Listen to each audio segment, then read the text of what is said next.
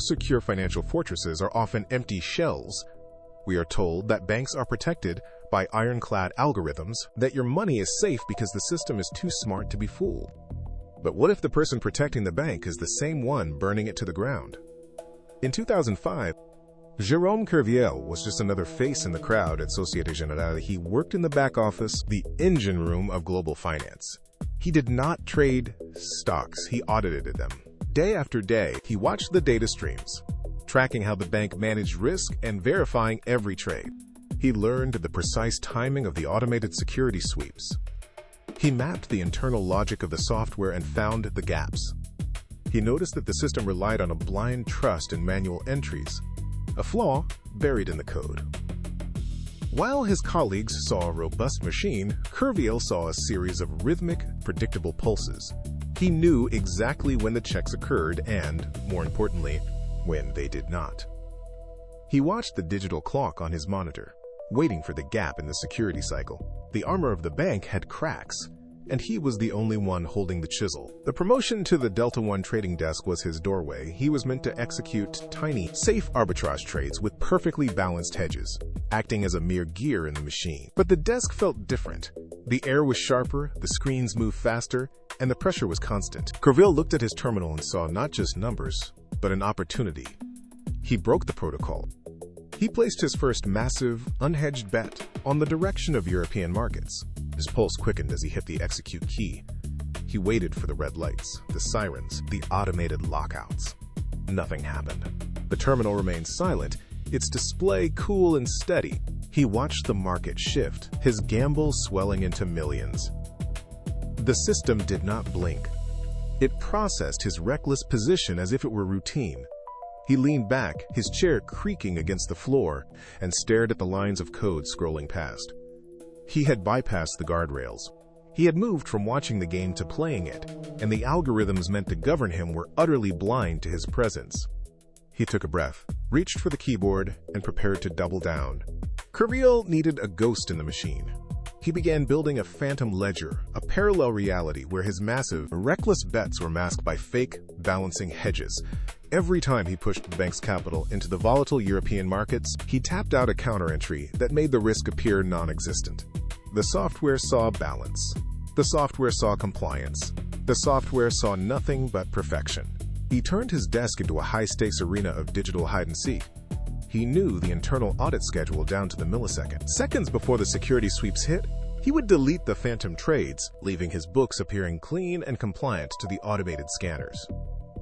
Once the audit passed, he re-entered the lies with a flurry of keystrokes, pulling his true, unhedged positions back into the light. It was a relentless rhythm. He was manually outrunning the processing speed of the bank's own supercomputers. He sat in the glow of his monitors, fingers flying, constantly deleting and recreating his own trail of breadcrumbs. The bank's algorithms believed they were in control, but they were only seeing what Kerviel allowed them to see. He had effectively become the architect of his own surveillance, playing a game where the only way to lose was to stop moving. By the end of 2007, the ledger showed a staggering return, over 1 billion euros in profit. Kerviel watched the numbers climb, waiting for the inevitable inquiry, but the call never came. Instead, the atmosphere in the executive offices changed. They saw the mountain of cash and stopped asking where it came from. The scent of success muted their caution. Emboldened by their silence, Kerviel pushed harder. He stopped playing for millions and started playing for the future of the institution itself. By January 2008, his unauthorized bets had reached a monstrous 50 billion euros. He was no longer just trading. He was leveraged against the very foundation of the bank. His position now dwarfed the total valuation of the entire organization. He sat at his terminal, staring at the screen where his fake hedges struggled to contain the sheer magnitude of his exposure. The risk was no longer a crack in the armor. It was a gaping hole. He was operating in a vacuum, holding a position that could incinerate the bank in a single afternoon. He kept typing, kept balancing the ghost entries, but the weight of the 50 billion euro gamble began to press against the glass. He had become bigger than the institution that employed him, and everyone in power was looking the other way. The market did not just drop. It collapsed. Kerviel watched the indexes plummet, and for the first time, his phantom hedges could not keep pace.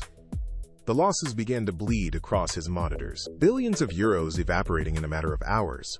The sheer velocity of the crash forced a system-wide anomaly. The bank's automated risk scanners, usually blind to his tricks, finally tripped on the sheer volume of his failed positions.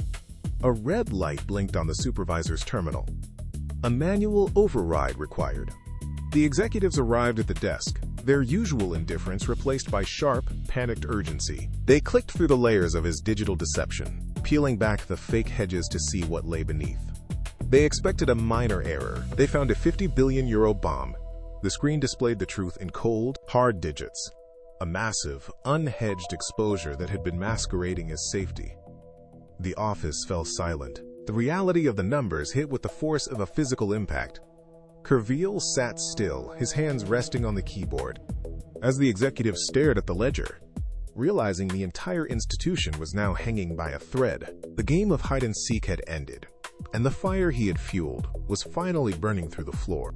The executive suite turned into a war room. For 72 hours, phones never stopped ringing. The goal was simple: unwind the 50 billion euro position before the markets opened for the next cycle. They dumped stocks at a loss, selling off assets in a desperate bid to cover the exposure. But the market was already spooked, and the volume of their sell orders only drove the prices further down. Every block of shares they offloaded leaked more capital. The office was thick with the smell of sweat and recycled air. They worked in shifts, eyes bloodshot, staring at fluctuating tickers that refused to stabilize. They fought to plug the holes, but the ship was already taking on water. By the end of the third day, the calculations were finalized. The fire had claimed its price. The bank reported a loss of nearly 5 billion euros. It was a staggering, historic collapse that could not be buried. The newswires caught the scent of the disaster before the ink on the final report was dry. The fraud was public. The bank's reputation was shattered. History had its record, and the era of the phantom ledger had come to a violent, irreversible close. The handcuffs clicked shut, a final metallic punctuation mark on a career built on digital ghosts. Jérôme Kerviel was led through the lobby, leaving the glass and steel of the bank behind for the gray walls of a cell. The investigators combed through his drives, looking for a scapegoat, but Kerviel left one thing on the table. He stood before the cameras and spoke with a calm, steady rhythm. He did not deny the trades. He pointed at the profit margins of the previous years. He asked why the censors only screamed when the money stopped flowing in. Was he the only one who knew, or was he a convenient instrument for a system that valued growth over integrity? The executives retreated behind legal walls, distancing themselves from the man they once rewarded with bonuses. But the doubt remains. Did the bank ignore the red flags while the profit was high, only to burn him when the tide turned? The courtroom verdict is a matter of public record, but the question of institutional complicity echoes louder. A single man stood in the center, but the machine was always there, humming, watching, and waiting for the next cycle to begin. Who really pulls the strings when the ledger is at stake?